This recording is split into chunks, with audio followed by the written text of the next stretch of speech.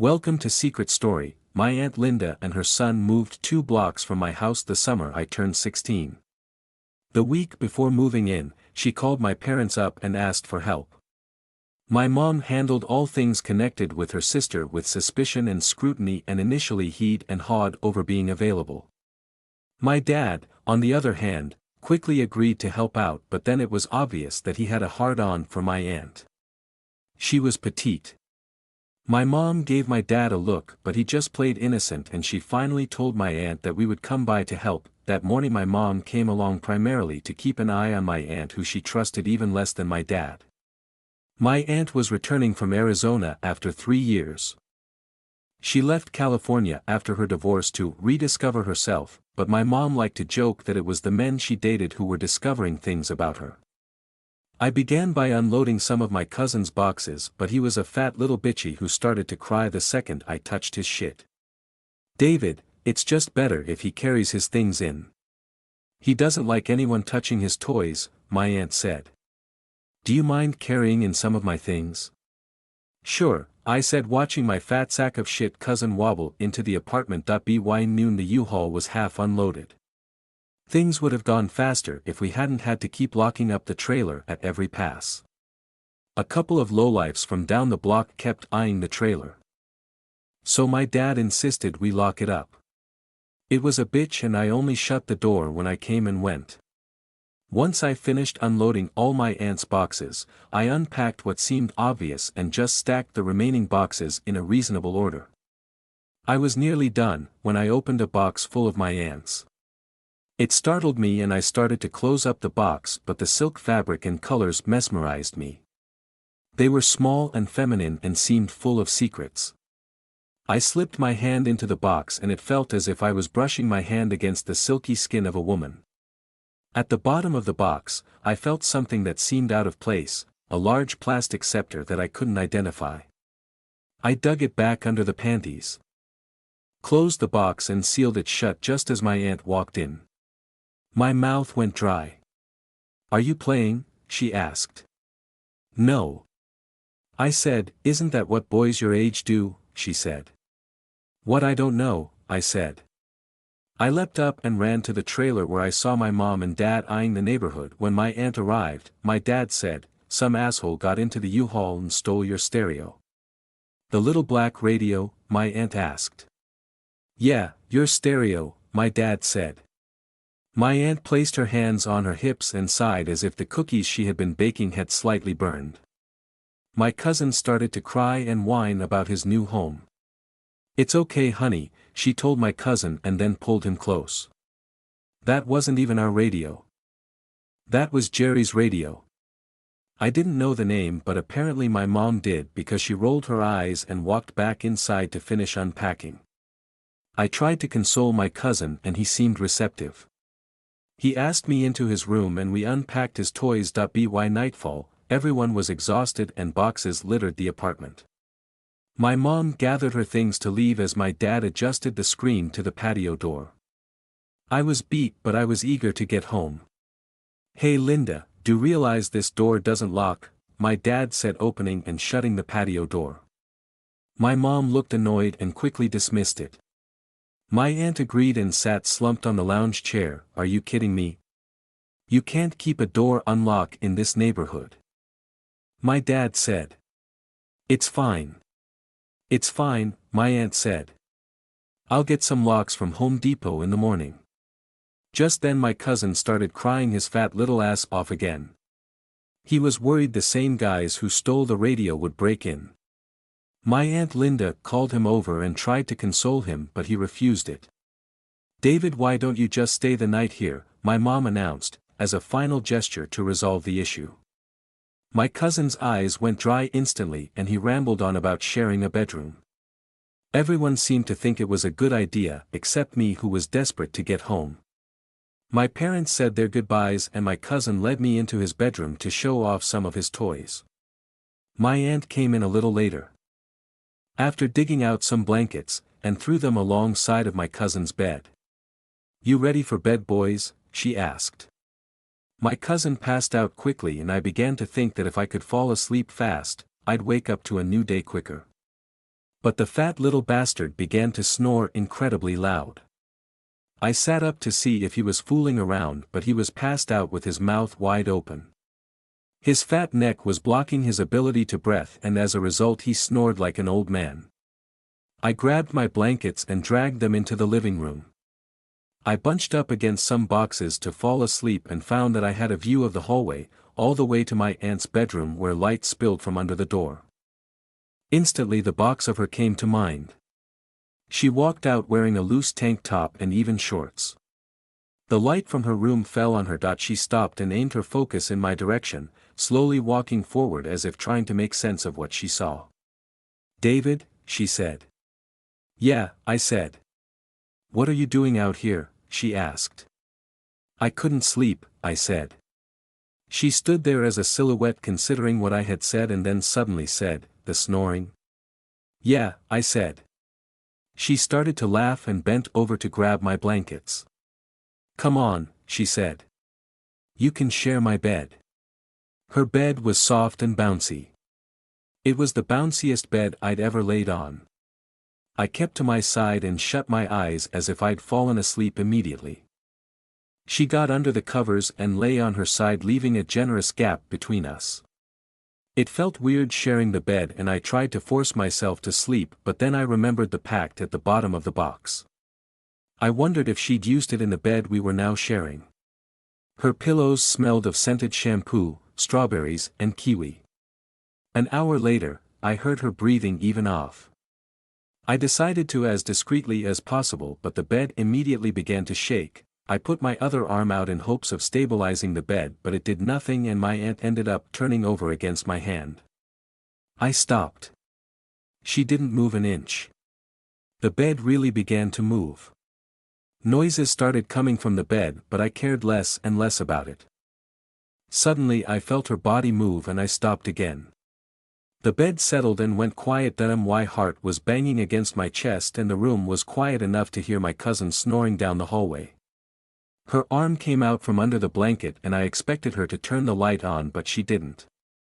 I heard her mouth moving and then what sounded like her spitting. I didn't move. Then she brought her hand back under the covers and went right for my. I lay there not knowing what to do. The bed was rattling so loud I expected my cousin to bust through the door to see what all the commotion was about. My aunt couldn't care less, her focus, and the bed finally came to a stop. No one said a word and only the slowing of our breathing was heard. The next morning I found myself the sheets thrown over me. I sat up. I was thrilled to know it wasn't a dream. When I finally exited the room I discovered my aunt and cousin at the table having breakfast. My cousin was quiet, chewing on bacon, but my aunt was chipper and loud, talking about her plans for the day. She was already prepared to leave for Home Depot and offered me some of the leftover eggs in the pan. No. "I'm fine thanks," I said. "I'm sure you're eager to get back home now that you've finished the babysitting," she said. "I guess," I said. I had the feeling she wanted me to leave. So I grabbed my things and said my goodbyes and walked out the door. 4 months after.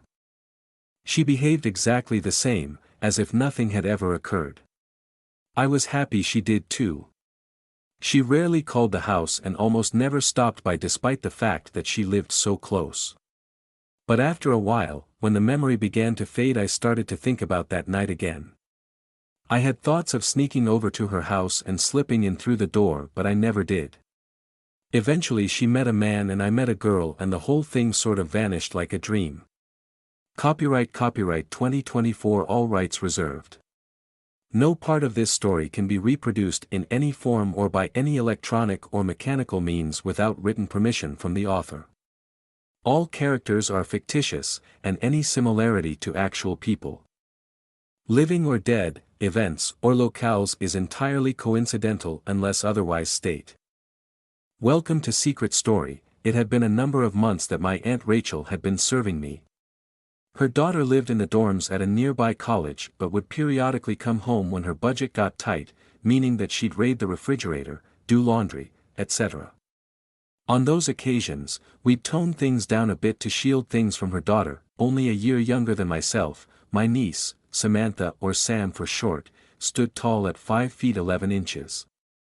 Years of competitive swimming had definitely given her long, lean muscles. One afternoon while Rachel was at work, I had a knock at the front door. I was surprised to see Sam home from school. Usually she would call ahead to let her mother know to expect her. I brought her in and could see that she had something heavy on her mind. We walked into the kitchen and I offered her a beer. She refused and sat down at the bar. She placed a small backpack next to her that I hadn't noticed her carrying. Before I could ask her why she was home, she blurted out, "What is it?" Confused, I asked her what she meant. "What is it that has you in control of my mom?" Not wanting to really go into the relationship between her mother and me, especially without having talked with Rachel first, I answered, "I don't know what you mean." At this point it just boiled over. Sam went into almost a tirade. "Bullshit. Look, I get that my mother needs strong men in her life. She married my father in hopes of him being that. Instead he was abusive and my mother eventually divorced him. She was glued to your father and I never understood how your mother tolerated that. I watched her go into a depression when your parents died, more than I would normally have expected. I then watched as she started helping you through their deaths. That gave her a purpose, but I could still see her depression. Then all of a sudden she's completely out of her funk and latched onto you. At first I thought that she might have begun to take some form of antidepressant medications. I searched her bedroom looking for them. Imagine my surprise seeing some photographs of her with your parents. There were other more explicit pictures. She had taken the pictures from her backpack and tossed them on the counter during the tirade. At this point she needed to catch her breath. Before she could continue I replied, "Yes, I know what it's like to find pictures of your parents in such a compromising position. Those pictures you found, I had found while going through boxes after my parents' death. I gave those same pictures to your mother." She looked at me in a mixture of disgust and shock that I then continued, "Does it really matter what the content of the pictures are? I'm sure that you stared at them for a while." "I know I did. Bottom line is that none of them looked distressed, forced, or not in full enjoyment of what they were doing. It certainly was in full consent by everyone involved." Then she almost yelled, "Then what about you and her?" Not knowing how much she knew or wishing to tip my hand, I calmly said, "What do you mean? I saw you too. What have you done to her?" When she finished she just glared at me. I responded, "I have done nothing to her, but let me ask you a couple of questions first.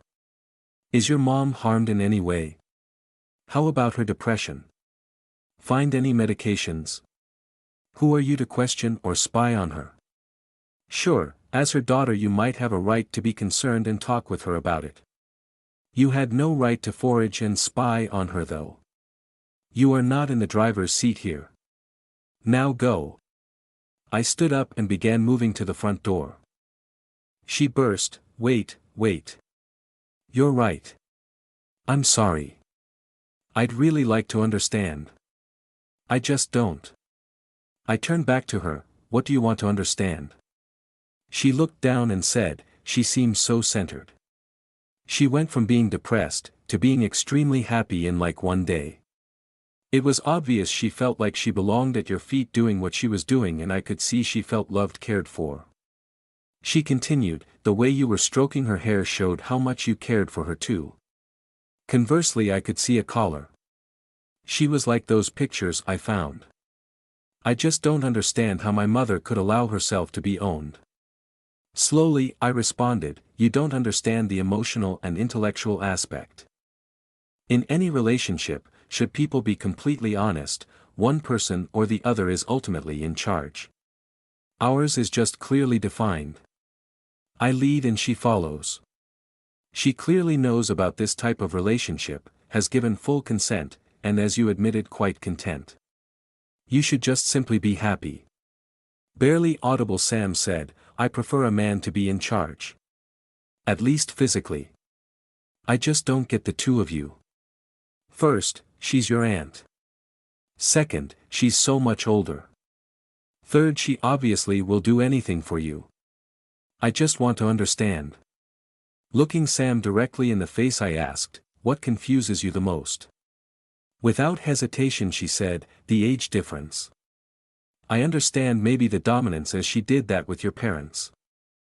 I can understand that you two got very close after your parents died. It's that you're my age.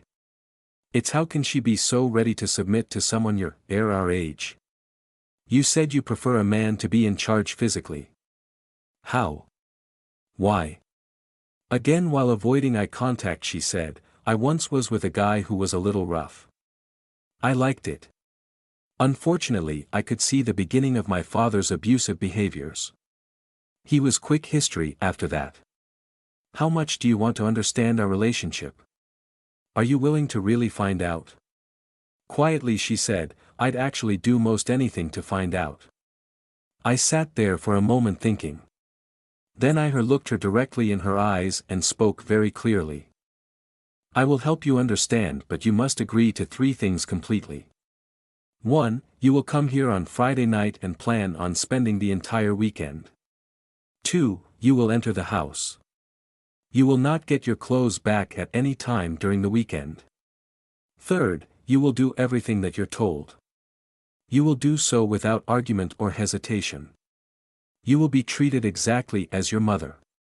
That means if you fail to do as I demand, that you'll be punished exactly as your mother would be.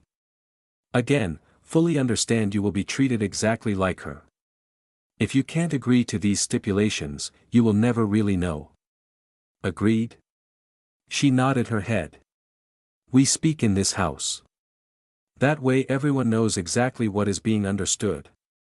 She said, "Yes, I agree."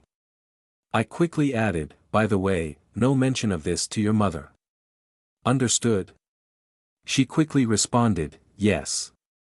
On Friday, Sam came at the appointed time. She walked into the front door.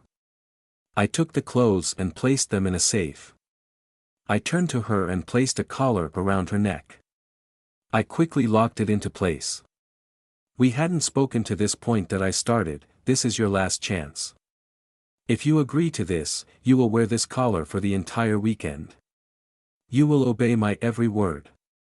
You'll not be unduly harmed in any manner. Should you disobey, there will be punishments. I truly hope that that'll be unnecessary as you're here to fully understand and thus should be willing to completely obey. So, for one last time, do you consent to my rules for this weekend?" "Yes," she declared. That I said, "Follow me." I escorted her to the basement that Rachel and I had converted into a dungeon. As Sam walked into the room, she gave out a loud gasp. Her mother was basically mounted to the wall like Da Vinci's Vitruvian Man. She wore a blindfold. I had also taken the precaution of adding ear muffs so that she would not hear our entrance. That I directed Sam to a bench nearby. I bent her over and before she could say anything I reminded her she was to follow my demands. She began to breathe deeply to help ease the discomfort. I told her, "Good girl." I gave her a moment to become used to it. I walked over to Rachel and took the headphones and blindfold off of her. Once her eyes adjusted to the light, they fell onto Sam. Her eyes opened in shock. That I walked over to Sam. Leaving Sam on the floor, I walked over to Rachel. "As you can see, your daughter is here too. I will allow you to speak of this on Monday but will not tolerate a word before then. Do you understand?" She slowly acknowledged me with a nod of her head and a blink of her eyes. I could see her anger want to explode. Her nostrils were flaring and her eyes intensely focused on me. I could also see her nipples full and hard. I reached down between her legs to find it wet just like her mother. I walked back to her mother. "Will you be a good and say nothing about this until Monday?" She nodded her head. "Thank you, master," and then she quickly looked at her daughter. "Until Monday, this is all I will say. Your daughter is here with full consent. She has what she believes to be some knowledge of your place within this house. I will accept no changes to your normal behavior. I will expect you to continue to serve me as you have already been doing. Have I made myself quite clear?" "Yes, master," was the immediate response from Rachel. I then turned to Sam. Tell your mother that you have given full consent. Sam turned to her mother and barely spoke. Yes, I gave him my consent. Another slap went across her face. I told you once that we speak in this house, not mumble. Sam almost bellowed out to her mother. Yes, I gave him my full consent to do as he wishes for the entire weekend. I pulled a chair alongside the bed and instructed Rachel to sit down. She was to watch for the time being. What? Before she was slapped again. Giving her a dirty look, I said, first, you don't question, and second, you address me as sir. Understand? The slaps were not too hard.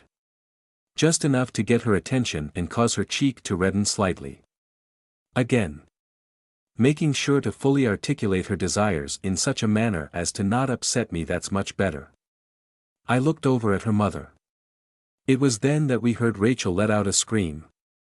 I then called for her mother to join her. Copyright 2024, all rights reserved. No part of this story can be reproduced in any form or by any electronic or mechanical means without written permission from the author. All characters are fictitious, and any similarity to actual people, living or dead, events, or locales is entirely coincidental unless otherwise stated.